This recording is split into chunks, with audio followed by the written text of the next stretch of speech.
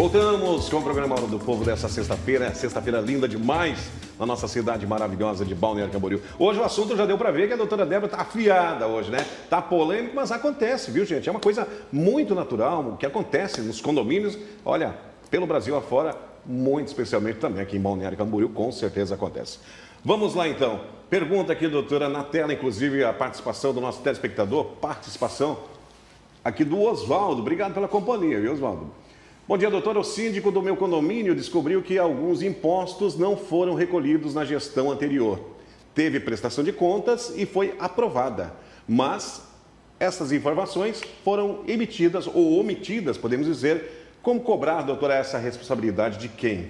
Ah, ótimo isso, né? A gente não pode deixar uma situação dessa impune.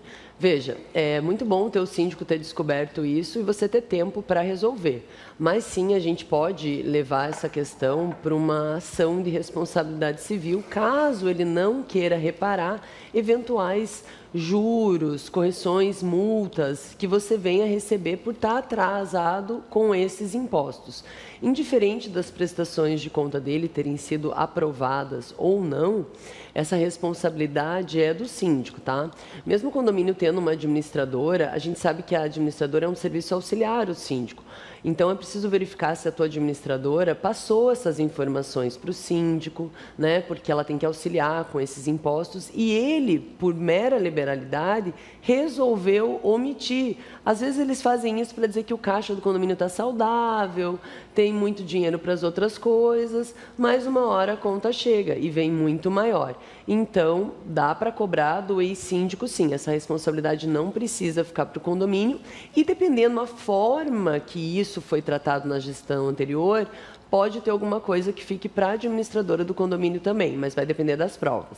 Muito bem, vamos seguir em frente. Tem muitas perguntas chegando, doutora. Bom dia, doutora. Me mudei do condomínio, doutora, em 2023, mas algumas correspondências minhas acabam indo para lá e eles recebem como se fosse moradora ainda. Isso me causou um prejuízo em um processo. Posso cobrar esse prejuízo do condomínio, doutora? Ah, Edilson, infelizmente não. Você não pode cobrar esse prejuízo do condomínio, tá? A gente tem um artigo na lei, mesmo na lei de condomínio, que ela autoriza, o 1331 autoriza que os porteiros recebam as correspondências em condomínio. Eles têm legitimidade para isso, tá? Mas o que acontece? Se você avisou para o porteiro e mesmo assim ele continua recebendo, a gente não pode implicar para o porteiro, porque às vezes muda essa pessoa ou para o condomínio essa responsabilidade, ainda mais de pagar uma indenização lá no seu processo. A minha recomendação é que você contrate um advogado, ou se você já tem um advogado, converse com ele e reúna provas para demonstrar que você não residia nesse local. Aí a gente consegue anular o processo e levar para o momento da tua citação. Assim, você não fica com o prejuízo e também não vai precisar tentar responsabilizar o condomínio por esse recebimento de correspondência. E eu já te adianto que eu acho que uma ação contra o condomínio, nesse caso, não vai surtir efeito, porque não tem uma responsabilização direta da tua condenação com o recebimento da correspondência, tá?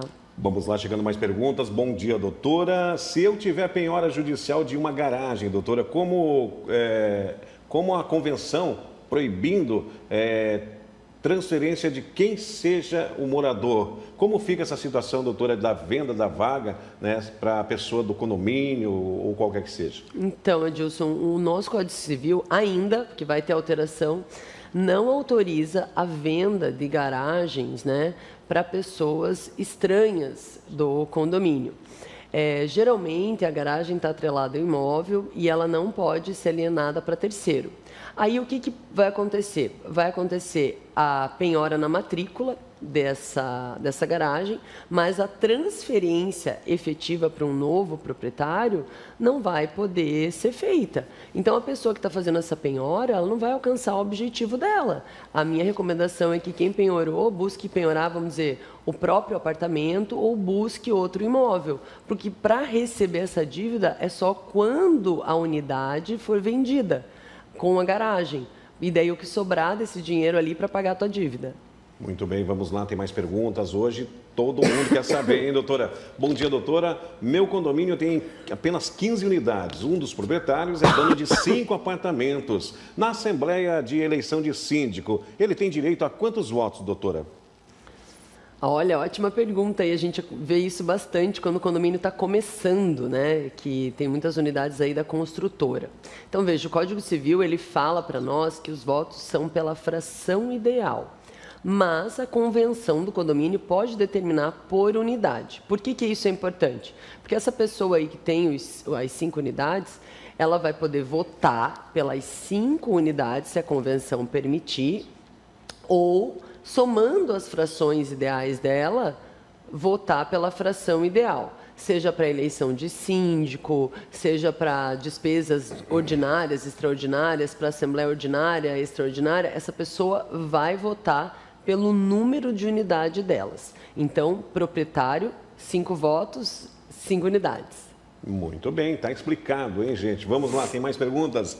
Bom dia, doutora. Estou numa situação difícil, doutora, em que o condômino mandou o porteiro não receber mais correspondências do Tribunal de Justiça, dizer que ele mudou-se ou é desconhecido. O condomínio pode fazer isso, doutora? Aí não pode não, tá? A gente está falando aí de um possível ato atentatório à dignidade da justiça. Como eu falei ali há poucos minutos, o porteiro ele tem legitimidade perante a lei para receber essas correspondências em nome dos proprietários quando a gente fala em condomínio.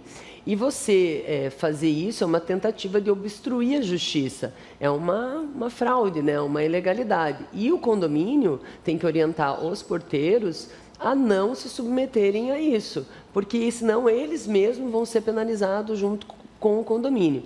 Se o morador quer fugir da justiça, ele precisa arrumar outros meios, sem envolver colaboradores do condomínio e sem envolver a própria administração, porque essa conduta é completamente irregular e o porteiro deve receber todas as correspondências. 10 horas e 59 minutos, vamos rapidinho ao nosso segundo intervalo comercial e já voltamos com a doutora Débora Nunes Camarossi sobre direito condominial. Toda sexta-feira ela está aqui na telinha da TVC Panorama TV Cultura. Já voltamos, é um instante só.